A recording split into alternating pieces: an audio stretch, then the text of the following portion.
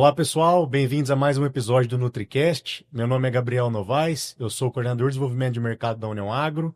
Para esse episódio nós estamos aqui hoje com o Leonardo Sioff. Léo, se pudesse apresentar para o pessoal. Olá pessoal, sou Leonardo Sioff, representante técnico de vendas da União Agro e atualmente estou sediado em Limeira, São Paulo. Show de bola.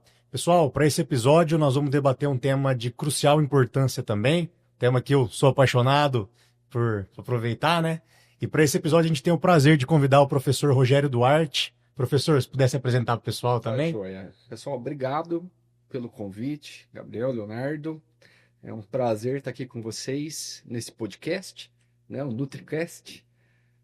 Fazendo uma apresentação rápida, meu nome é Rogério Teixeira Duarte, sou engenheiro agrônomo, mestrado e doutorado pelo Unesp de Jabuticabal.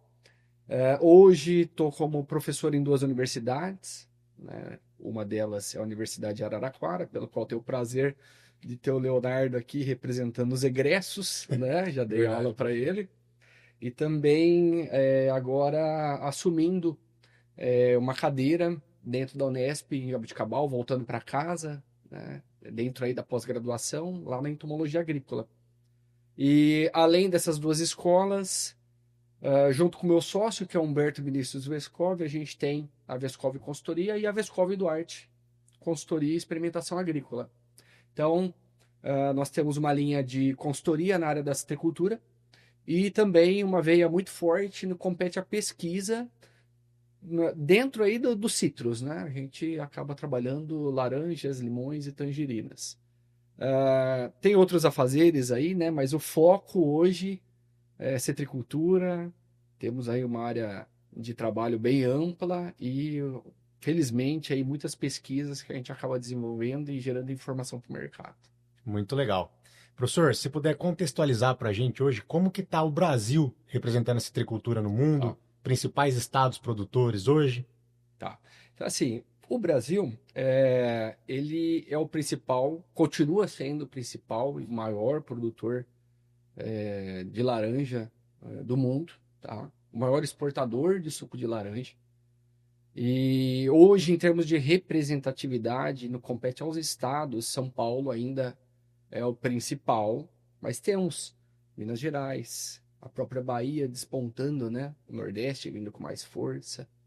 Alguns estados que começam a desenvolver mais a área da citricultura, né? Tem outros também, antes de pontuar os novos estados aí, as novas fronteiras agrícolas, mas o Paraná também é um importante player em termos de produção de laranja no Brasil.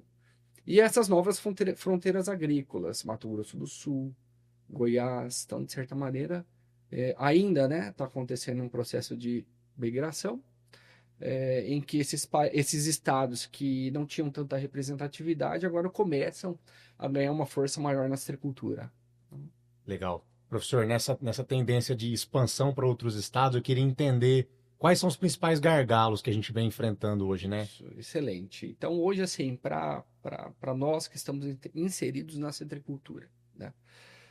Esse processo de imigração ele aconteceu por quê? A gente tem uma doença que todo mundo já está careca de saber, que é o HLB, o greening, que é o que tem tirado o sono aí de produtores, de consultores, de empresas, enfim.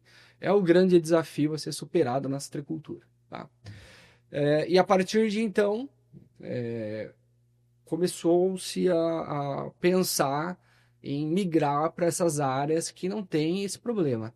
Por mais que muitas delas existam, o psilídeo, o Diaphorina citri, entretanto, você não tem a doença, tá?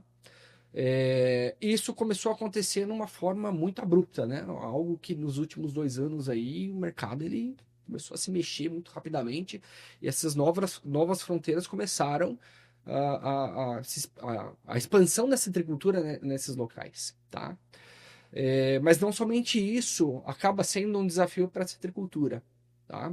Um outro gargalo que começou a vir muito em foco foi a questão da mão de obra, que não somente para citros, mas um contexto geral.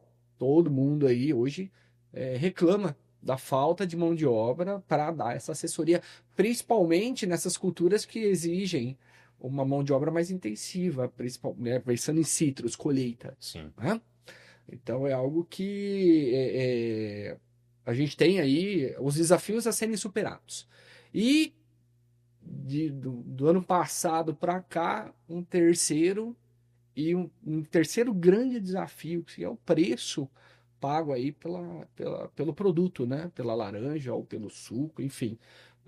No caso do produtor, pela caixa da laranja, que de certa maneira a gente tem enfrentado aí uma queda muito abrupta nesses preços e, como consequência, uma dificuldade por parte do produtor em expandir, né? Até mesmo dentro desse processo migratório, a gente já vem numa premissa de recuo. Uhum. Quem foi, foi, mas quem queria ir hoje já deu uma recuada nos investimentos, né? Até porque o custo não reduziu, tá? Então, o preço pago pelo produto final, ele tem diminuído ao longo desses últimos 2 anos. A gente estava em patamares muito elevados, concordo, né? Caixas acima de R$ 100. Depois disso, essas caixas elas começaram a sofrer uma redução aí em questão de preço, e hoje já chegando a patamares que, para o produtor, para alguns produtores, ou para uma boa parcela, já não começa a fechar a conta. E aí você tem um grande desafio do que? A permanência desse produtor no setor e como também produtor de alimento, né? Perfeito. E a gente tem visto também para renovação de pomares, né?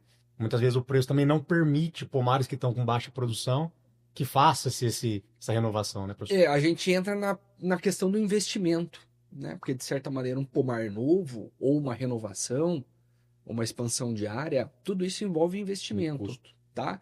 Então, onde eu vou conseguir esse investimento? De certa maneira, a gente hoje também tem uma certa dificuldade da onde vai vir esse investimento.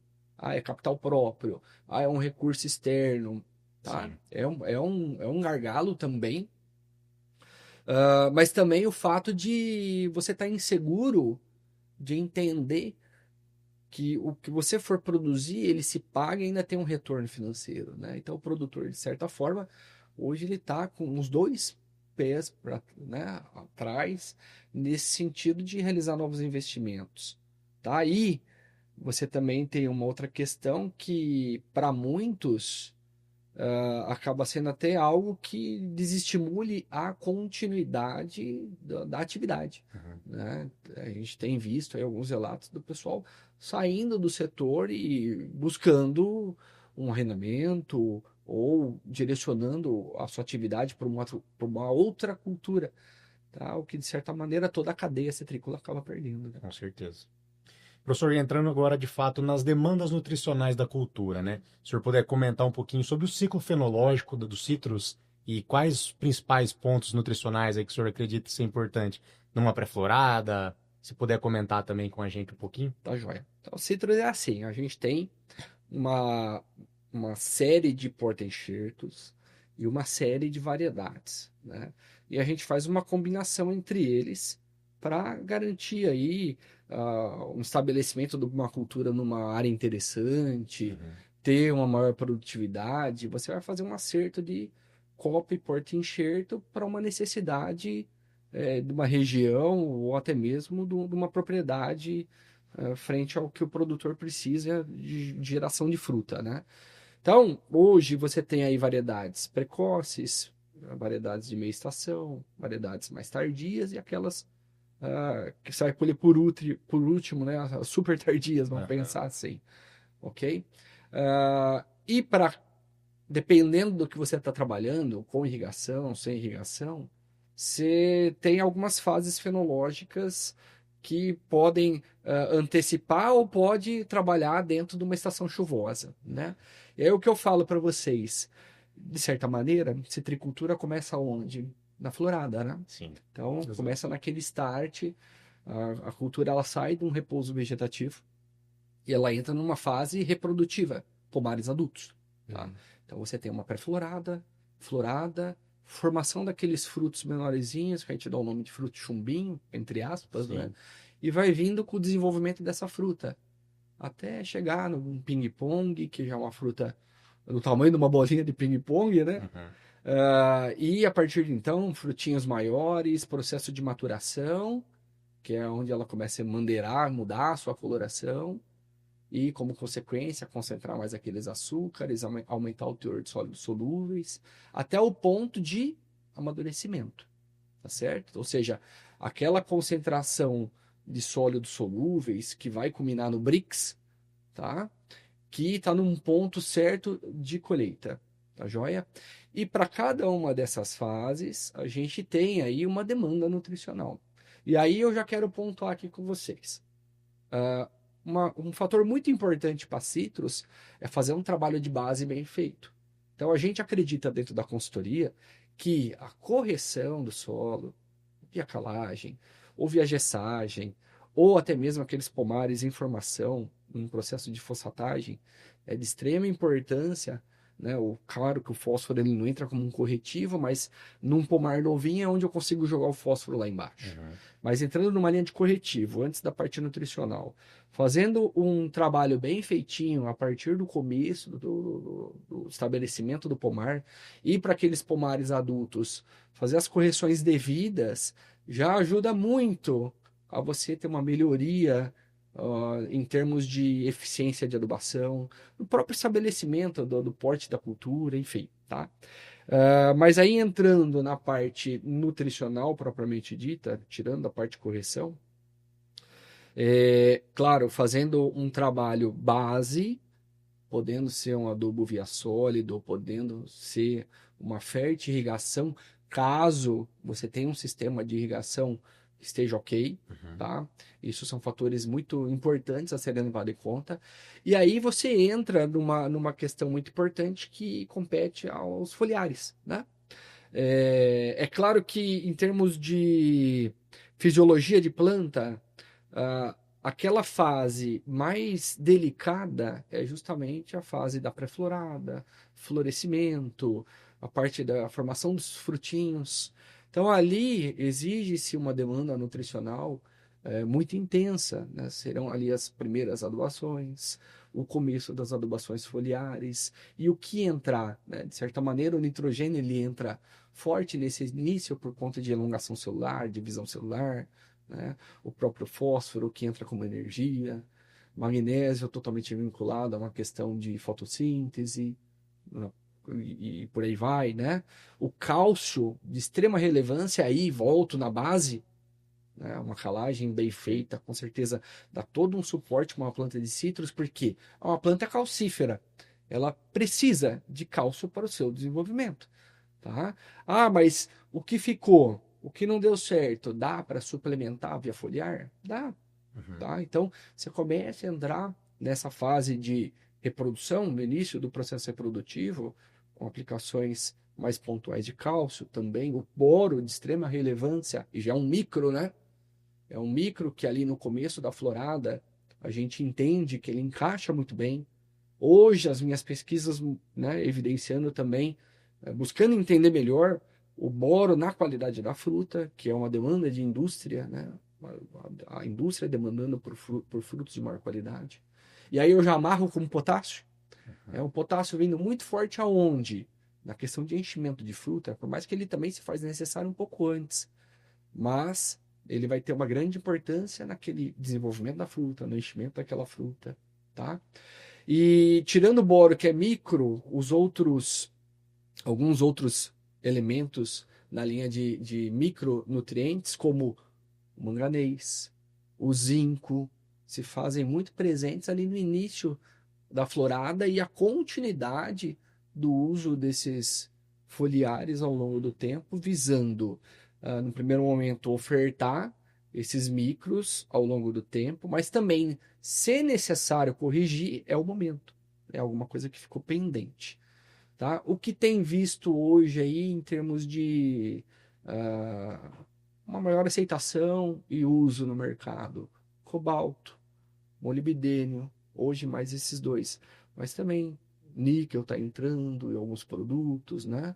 Cobalto, molibdênio ajudando muito a questão do metabolismo no nitrogênio, tá? Eu acredito que, você vê, praticamente a gente passou todos os macro e micro. Mas é importante salientar que fazendo um trabalho de base, bem feitinho, na época ali pensando em calagem, né? Durante aquela fase de repouso vegetativo da cultura, para que no momento que ela entre em plena florada, já comecem as primeiras adubações, muitas vezes direcionado, claro, com as chuvas. Se não, né, você vai ter que ter uma irrigação atrelada e normalmente amarrado com uma ferte, tá? Perfeito. Mas se a gente for pensar num padrão ainda de citros, você entra com aquelas adubações iniciais, posteriormente vem complementando com os foliares, no nosso entender, e também frente às bioestimulações, Uhum. ajuda muito no desenvolvimento e no pegamento dessa fruta. Tá. Que no final das contas é o que vai refletir lá na frente em peso, em caixa e em rentabilidade para o produtor, né? Perfeito. Nessa linha de nutrição, professor, eu queria só puxar um gancho aqui que a gente comentou pouco e eu vejo realmente que a gente, muitas vezes, infelizmente, tem deixado um pouco de lado, se a gente pode falar assim, que é o enxofre. O senhor comentou muito bem da correção, né? A gente pode fazer ele como fonte gesso, mas a gente tem visto um ganho muito interessante quando a gente, por exemplo, é fabricante de enxofre pastilhado. A gente tem usado essa Isso. ferramenta e visto sim um incremento de teor de enxofre na folha. Vocês têm visto alguma coisa nessa linha de fornecimento de enxofre? Isso, tá. O enxofre, no nosso entender, tá? De certa maneira, ele entra muito via gessagem e também em algumas aplicações. Por exemplo, para manejo de algumas doenças ou manejo de ácaro, né? Perfeito. Ele acaba entrando dentro dessa premissa. Então, de certa maneira, você também já fornece esse macroelemento via essas estratégias, Sim. tá? Mas se porventura, ó, realmente a gente entra num nível de deficiência Uhum. que não é tão comum, tá? Mas caso isso aconteça, realmente você tem estratégias via foliares, o próprio pastilhado ou produtos na linha de sulfatos Uhum. via foliar que com certeza complementa aí a necessidade da cultura né, no que ela exige para fornecimento de enxofre no seu desenvolvimento. Fazendo uma correlação de todos esses nutrientes que o professor falou, junto com uma fonte para elaborar um produto, a gente traz o nosso Nutri Safra Mais Produtividade. Um excelente complemento de micro via folha para fazer fornecimento de zinco, boro, manganês, dentre outros nutrientes, na base de sulfato. Então, nessa época de florada, que a gente tem uma maior delicadeza nas aplicações, seria o mais ideal de estar trabalhando aí do nosso Isso. portfólio. Acredito que, como a gente já conversou vezes em reuniões anteriores, né? Vocês têm algum posicionamento de quando a gente deve usar talvez uma fonte cloreto, uma sulfato, uma nitrato? Tá. Hoje, as pesquisas, com base na nossa pesquisa, dentro da consultoria, dentro da nossa visão, tá? De certa maneira, nessa fase mais complexa, em termos de fisiologia de planta, visando minimizar uma questão chamada fitotoxicidade aí, Uhum. Uhum. a gente prioriza fontes sulfatos e fontes nitrato, né? O cloreto a gente também utiliza, só que como ele tem, eu vou colocar entre aspas aqui, tá? Um poder de fitotoxicidade um pouquinho, podemos ter problema de fito, né? Nessa fase com cloretos, a gente deixa ele mais para frente. Passando esse estágio fenológico da cultura mais sensível, né? Claro.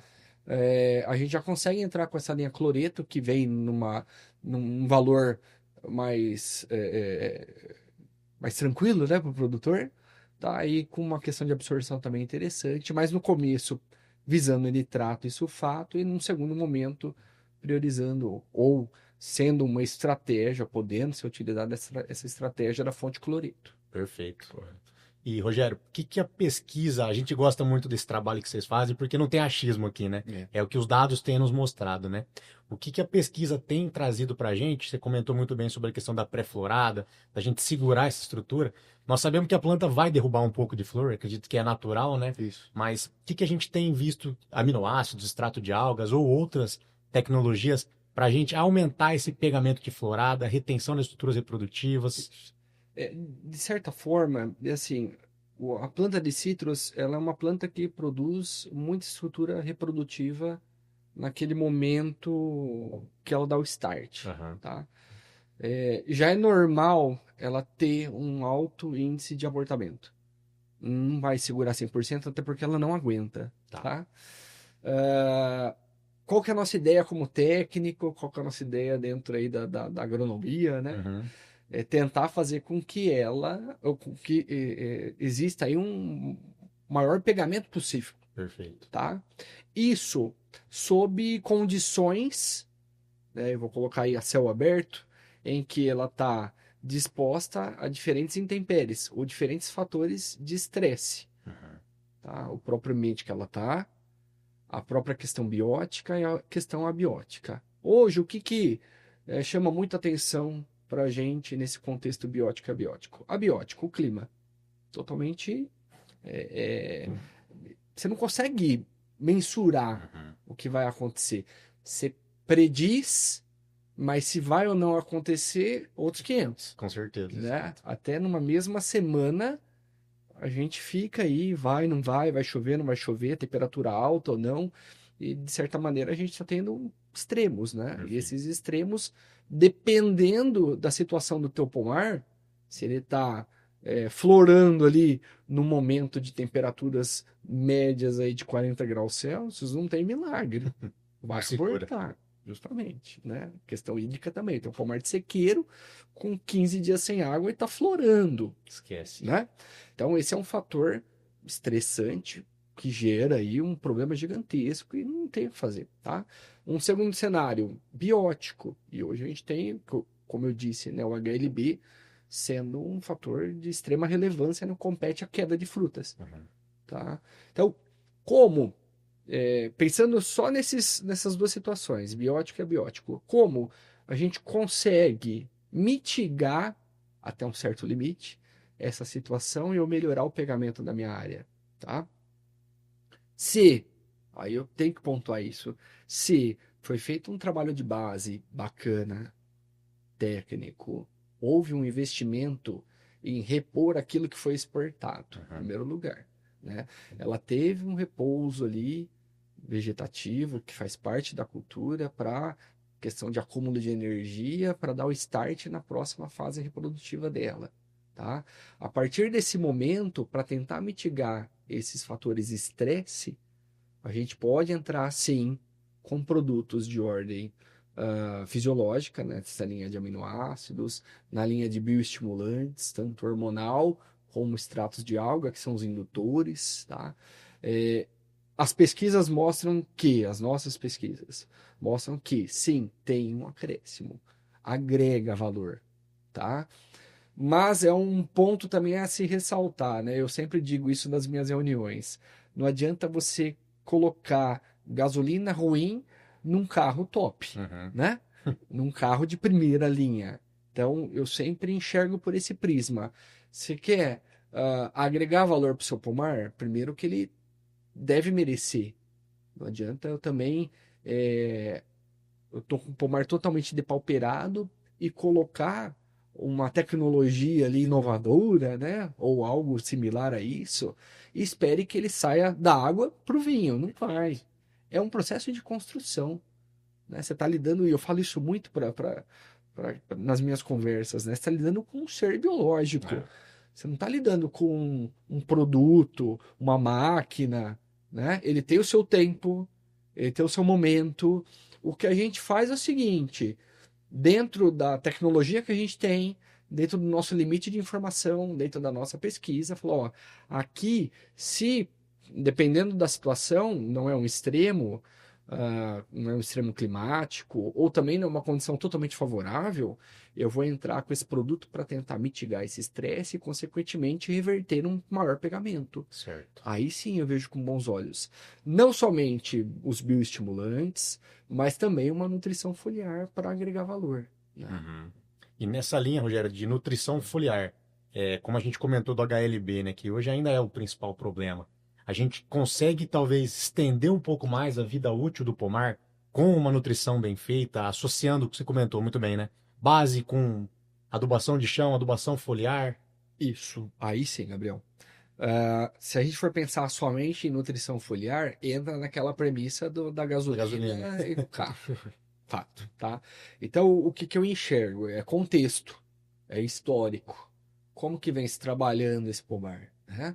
Se já vem algo que você está construindo, existe uma grande possibilidade de você conseguir um êxito num pomar adulto, estender ele um pouquinho mais, tá? Trabalhando esses adicionais. Ah, eu fiz uma base interessante, Uhum. por exemplo, uma calagem bem feita. Haja vista que você tem o cálcio ali, uma planta calcífera, pensando em pegamento de fruta, pensando em manter aquela fruta agarrada, né? Certo. É de extrema relevância? Extrema relevância. Para HLB, Uhum. de extrema relevância. A gente já viu isso. A gente já testou isso, tá? Isso é base. Vamos Tá. pensar em base. Segundo, adubação. De certa maneira, é claro que você não vai pegar e fazer uma super adubação. Não. Um conhecimento. Qual que é a necessidade da adubação para essa cultura? Tá? E se você fez uma calagem bem feita, é óbvio que você vai ter uma melhor eficiência no uso desse adubo no solo. Ok? Ou não. Poxa, eu consigo, através do meu sistema de irrigação, fornecer esses nutrientes via fértil. Aí é outro cenário. Melhor dos mundos. Melhor dos mundos. Pelo menos os nossos, o que a gente tem visto na consultoria, o que a gente tem visto na pesquisa e até testando fontes hoje. Poxa, você tem um acréscimo, um agregar de valores ali gigantesco. Por quê? Você vai fornecendo em várias aplicações. Uhum. Então você vai dando aos poucos para a cultura e ela vai utilizando isso para o seu desenvolvimento. E aí entra o foliar na jogada também, né? Então se você tem toda uma construção, todo um histórico em cima disso, e você entra nessa linha foliar no intuito de fornecer algo a mais e corrigir alguma coisa que ficou pensa, e espaçando isso ao longo do tempo, e aí eu já entro, né? Não necessariamente você vai ficar naquela 3, 4 aplicações, mas você estende para 10, 12 aplicações se necessário. Perfeito. Vai depender do seu custo de produção, óbvio, tá? Mas dentro desse cenário, você tem um ganho, uma relevância muito grande frente à questão de nutrição e a resposta da planta, em pegamento e formação, e o desenvolvimento da fruta, né? Com certeza. Muito interessante. Rogério, trazendo para a realidade também, além do Green, além do HLB, né? Quais outras doenças a gente tem visto impacto? Muita gente falando de cancro, talvez pinta preta. O que a gente tem visto? Isso, tá? Hoje, pelo menos, essa é a nossa sensibilidade. É óbvio que estrelinha eu não vou tirar do radar. Claro. É uma doença que, se também não cuidar, ela, dependendo Agora. das condições climáticas aí, ela ocasiona um prejuízo significativo para o produtor. Mas também você pontua, eu consigo pontuar para vocês o cancro e a pinta preta, é o que você comentou, né? Algumas áreas você tem um pouco de alternária também, não é o nosso caso dentro da consultoria, a gente acaba atendendo mais a região norte do estado de São Paulo, ali a gente fica muito na redoma de cancro cítrico, pinta preta e estrelinha, Tá. fora a questão do HLB, né? E aí você tem os manejos, as estratégias, enfim. Você tem essa parte biótica. Citrus é complexo, né? Porque você tem uma linha de doenças muito robusta, você tem uma linha de pragas também muito robusta, e você tem que fazer manejo, não tem o que fazer. Senão cai a produtividade, né? É verdade. E nessa linha de o que a gente tem visto para controle dessas doenças secundárias? Tá. Se a gente pode chamar de secundárias ou É. já são primárias, né? Na verdade, a dor maior é o HLB, né? Mas você tem essas outras, e eu não citei aqui, né? A leprose, Ah, é. também muito importante, ocasionada aí, né? O transmissor Claro. ácaro da leprose. Uma doença já na linha virótica que você tem que. O ato de tentar mitigar essa doença no campo é controle do ácaro em si, né? Que também tira o sono de muito produtor. Sim.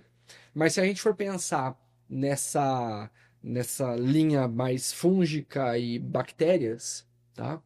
Hoje a adoção do cobre metálico ainda é um fator preponderante na citricultura. A citricultura ela é muito enraizada nessa linha de uso do cobre para o manejo de doenças, né? Para cancro cítrico e também para pinta preta, é claro que depende do manejo de cada produtor, o cobre metálico ele entra, tá? Se você for pensar, e até para estrelinha, muitos produtores também entram com cobre metálico para manejo de estrelinha também, tá bom? Tá. Mas, de certa forma, para manejo de cancro cítrico, aí sim, você quase vai ter uma exclusividade do uso do cobre metálico para manejo dessa doença. As outras, como a pinta preta e estrelinha, entra-se muito aí na linha dos triazóis, das estrubirulinas, e o cobre metálico ele entra como um aporte, um a mais, tá? Mas aí para cancro cítrico, praticamente você tem o cobre metálico como carro-chefe aí no manejo da doença. Perfeito. O Léo já trabalhou bastante com cobre metálico, hein, Léo? Se puder comentar um pouquinho, pessoal. Exatamente. Professor, até gostaria de ressaltar, dentro do nosso portfólio, o Recobre, que é o produto à base de óxido cuproso que a gente vem trabalhando com o óxido de zinco. A gente, através dessas fontes, consegue trazer uma concentração de cobre metálico menor para a cultura. Isso, consequentemente, pode acarretar aí no melhor pegamento, no menor estresse da cultura? Tá, excelente pergunta, por sinal. Essa é uma linha de raciocínio que a gente tem debatido e tentando contextualizá-la melhor, não compete à pesquisa, tá? É, há tempos atrás, a gente começou a trabalhar isso melhor. O uso mais consciente do cobre metálico. E aí eu comecei a observar, e aí eu coloco entre aspas aqui, que de certa maneira o cobre ele causa um estresse silencioso na planta, tá? É, que corrobora aí uma menor produção, uma menor produtividade, tá? Então, a questão da quantidade de cobre metálico empregado na cultura, pelo menos para a gente hoje, é algo que eu levanto como uma situação em que precisamos rever, melhorar, tá? E aí sim, se você tem uma formulação que consegue um melhor espalhamento e como consequência eu diminuir a quantidade de cobre metálico empregado por hectare, poxa, você já tem uma ferramenta na mão que agrega valor. E vai, porque assim, o cobre, no nosso ponto de vista, é essencial, ele vai continuar sendo essencial para manejo de doenças na citricultura, principalmente naqueles momentos de elevada precipitação pluviométrica. Fora isso, dá para tentar trabalhar outras estratégias, mas o cobre ainda acaba sendo um carro-chefe, uma estratégia necessária, tá? Agora, como utilizá-lo de uma forma mais consciente ou mais racional, ou seja, através da pesquisa, entender se o que eu estou fazendo no atual momento já é o suficiente ou se eu consigo melhorar. E aí entra a formulação, entra a questão aí de adesividade, entra a questão de espalhamento, né? Entra a questão de dose, dá para recalibrar a dose, haja vista que eu estou tendo um melhor espalhamento, uma formulação melhor no campo. Isso são todos fatores que, no nosso entender, sim, agrega valor em termos de estresse, redução de estresse, e como consequência, pode-se obter uma melhor produtividade. Eu tenho trabalhos aí que mostram, ao longo dos anos, uma melhora significativa. Então, não é que eu tiro muito cobre da jogada, não, mas eu trabalho estratégias para entender melhor esse posicionamento frente a essas formulações novas e até o que tem de novidade aí no mercado, e como consequência, elaborar um plano, uma estratégia de aplicação que eu consiga controlar a doença satisfatoriamente e agregar mais valor em termos de produção. É possível. E o que você falou que é interessantíssimo, né? Você tem um fator que agrega aí, que é o zinco. Então, esse zinco, se ele fizer parte do contexto fisiológico da cultura, não somente ficar na superfície da folha, tá? Você tem um plus, você tem um a mais, né? Como consequência, aí também ajuda na questão de metabolismo e desenvolvimento. Tá? Você está fornecendo um micronutriente, né? Show de bola. Só complementando essa puxada do Léo, a gente tem esse produto, o Recobre, né? E a gente associa, como ele comentou, o óxido cuproso com o óxido de zinco. Menor ponto de cobre metálico, como o senhor comentou, o óxido de zinco também ajudando nessa questão de adesividade, né? E professor, nessa linha nutricional, né, puxando, se a gente for falar de entradas foliares, o que o senhor recomenda, o que o senhor tem visto nessa linha de eu vou fornecer um calciboro mais próximo da florada, buscando um pegamento, os micrometálicos, ajuste fino, uma pontuação mais espaçada, se puder comentar também um pouquinho. O que eu vejo assim, o boro, hoje a gente pontuando ali naquela fase início reprodutivo e agora adentrando mais na linha qualidade de fruta, tá? Buscando entender melhor esse posicionamento. O cálcio, no meu entender, ele tem que ser balizado lá atrás numa calagem bem feita, tá? E a partir de então, suplementado via foliar, existe N possibilidades, tá? Que você consegue fornecer esse cálcio de forma pontual ali na fruta ou no desenvolvimento ali daquela florada, tá? É possível sim, a gente faz. O que que eu enxergo mais em relação... Tirando o cálcio e boro, você tem mais algum nutriente que... Não, eu pergunto assim, aí o zinco, manganês que a gente Ah, o pode zinco, fazer claro, o zinco, manganês, suplementos. perfeito, perfeito. Zinco e manganês ao longo desse ciclo. Uhum. Em todas essas 8, 10, 12 aplicações, vindo com zinco e manganês. Quando der para colocar, Eu gosto tá, bastante, tá? É legal. claro que não pensar em excesso. Claro. Todo excesso também não é bacana para a cultura. Mas o que você puder agregar, Uhum. principalmente zinco, Uhum. ela tem uma exigência muito grande aí por zinco também. Eu vejo com bons olhos em todas as aplicações Tá. foliares. Nós temos um podcast aqui exclusivo desse tema, por isso que eu vou voltar com ele. Mas o magnésio foliar, como é que vocês têm enxergado essa entrada, Rogério? Tá. Ele entra sim, mais para o começo, tá? Naquela parte de desenvolvimento reprodutivo, né? Muito ligado aí à parte de fotossíntese, desenvolvimento, fotossimilado, tá? Ele não tem uma via de regra se, por exemplo, ele vem como produto comercial já formulado ou alguma coisa em separado, no caso, um sulfato de magnésio, Tá. tá? Mas que sim, agrega valor no negócio e também vejo eu que um trabalho bem feitinho lá atrás, na linha corretiva, que ele já entra, Uhum. tá? Ajuda bastante aí, né? Em mitigar, como ele faz parte de um contexto, nessa parte no compete a fotossíntese, ele com certeza agrega e você vai dando esses, ali na época reprodutiva, vai dando vai colocando alguma coisa, linha de magnésio no começo da florada ali, que vai Certo. agregar valor, com certeza. Perfeito. E o que o futuro da citricultura nos espera, Rogério? Se Tá. você puder dar um panorama para gente, novas tecnologias. Ok, vamos lá. Depois eu quero fazer um desfecho no atual cenário que a gente vive hoje da citricultura, Tá. né?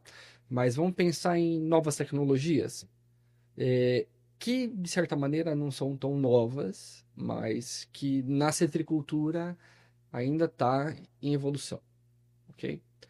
Se a gente for pensar em uso eficiente dos insumos que a gente tem em mãos hoje, é uma das coisas que eu converso muito com o meu sócio, em termos de eu conseguir otimizar ou fornecer aquele nutriente de uma forma mais assertiva para a cultura.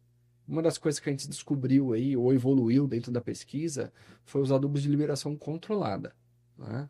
Que, no nosso entender, tem ajudado muito na performance dos pomares, porque não vem aquele pico nutricional de uma vez só. Você vai. Aquele produto que está no solo, aí é solo, né? O sólido, ele vai liberando os nutrientes de uma forma gradativa, né? De certa maneira, a planta ela vai respondendo, na nossa opinião, vai respondendo bem melhor, Perfeito. ok? E você não tem aqueles estirões, ou diminui-se bastante aqueles estirões no campo, principalmente para pomar novo, né? Uhum. Então, a planta ela consegue se estruturar até melhor em relação ao uso mais eficiente do nutriente que você está colocando ali. Um outro ponto que também merece destaque hoje na citricultura e que também tem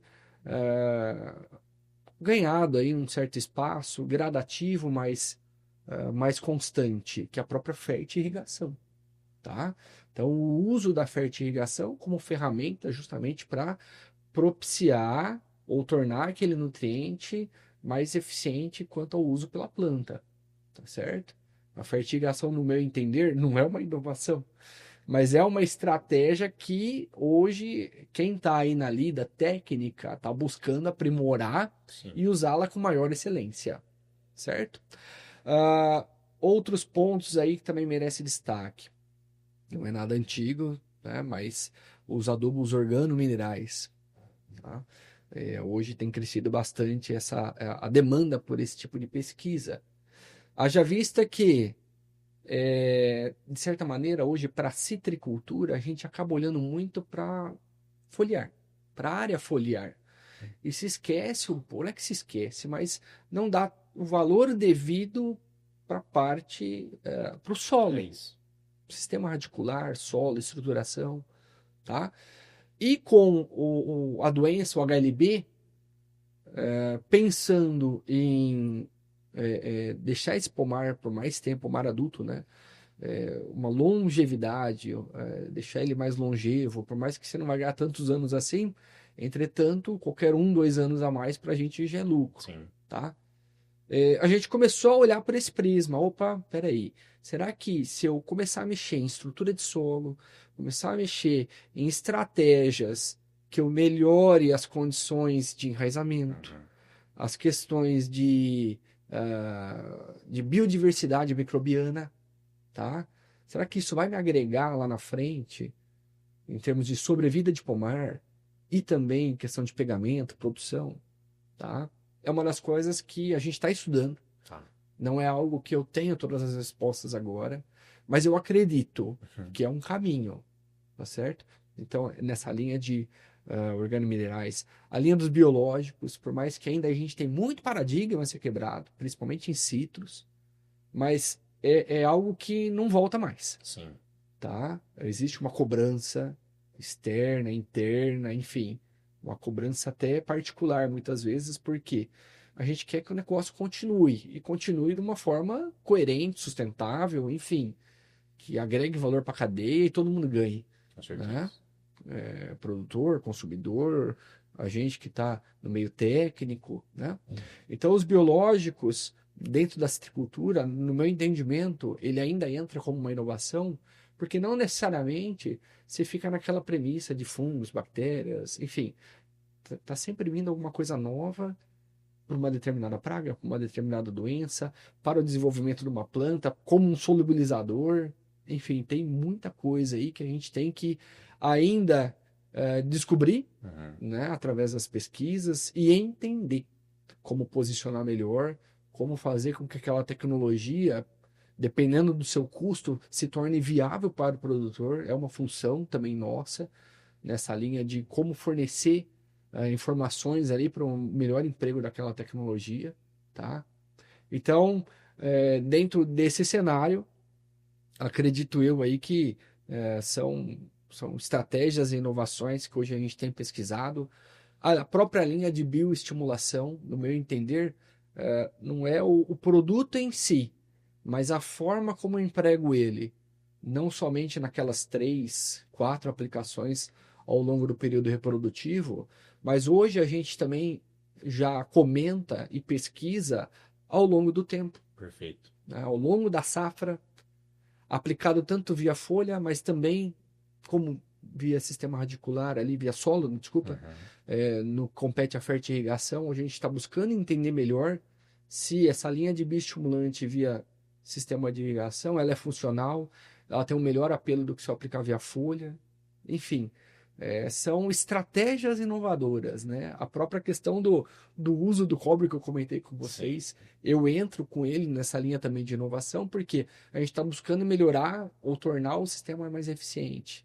Então, tudo isso é inovação. Inovação tecnológica, estratégia, né?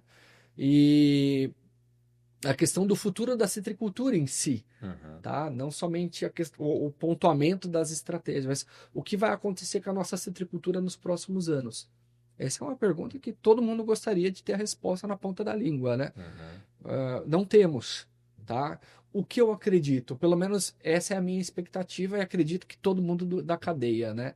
A citricultura ela não vai morrer, né? E a citricultura ela sempre foi muito resiliente. A palavra, se você for ver citricultura e resiliência, na minha opinião, elas andam uma do lado da outra. Coladas. Por quê? Porque sempre foi dessa forma. Sim. Sempre nós tivemos altos e baixos na citricultura. Eu sou ainda novo, né? Se a gente for pegar aí os consultores mais uma maior experiência ou aqueles produtores na década de 90, né? Eu não consegui vivenciar isso, mas sempre foi desafiadora, tá? É que a gente chegou num ponto agora que, poxa, né?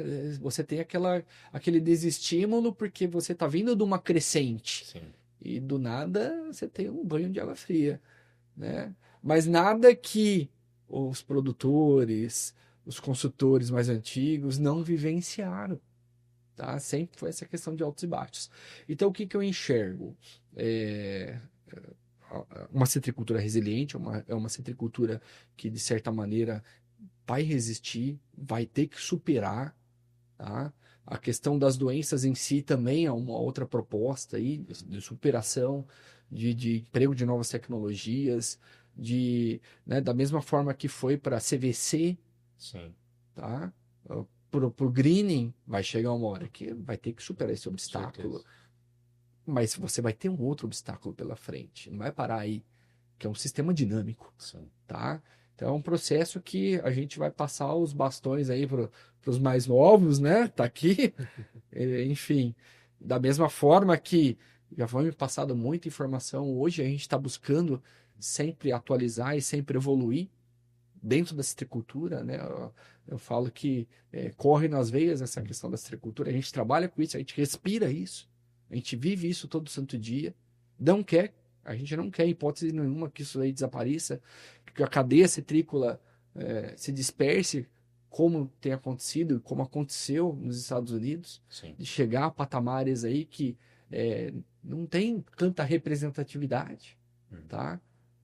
O Brasil, você tem muita área a ser explorada, você tem muito recurso para se desenvolver. Então, assim, vejo eu que temos um grande potencial. Enxergo o quê?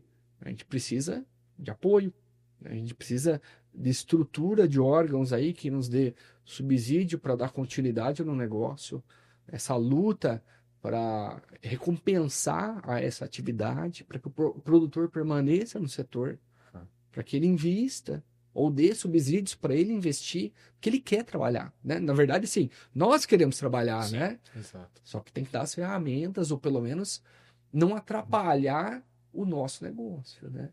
Então é uma das coisas assim que, para um futuro, é claro que a gente não quer ser pessimista, óbvio que vão ter os desafios, mas a ideia, como na nossa vida, né, é superação. Superação, resiliência, e a coisa ela vai tocando, ela vai andando, e os novos vão vindo aí, vai ter que passar o bastão, vai ter que ensinar, e é uma geração que também tem a sua exigência, tem as suas limitantes, e a gente vai ter que lidar com tudo isso, né? Perfeito, Rogério, muito bom. Só para a gente complementar, né, pessoal, a União Agro ela está há muitos e muitos anos já no setor, né, algumas décadas aí, e somos todos nós apaixonados pela citricultura mesmo, né? É uma chama que move que a gente gosta muito e estamos lutando, né? É um papel que vai depender da consultoria, vai depender da indústria, do produtor estar resiliente lá, firme, e acredito que associando todo mundo junto, a pesquisa vai trazer muito dado para a gente conseguir se reinventar no que for preciso e manter o Brasil lá onde a gente está hoje ou até maior escala, né, no nível de citricultura. Somos os principais.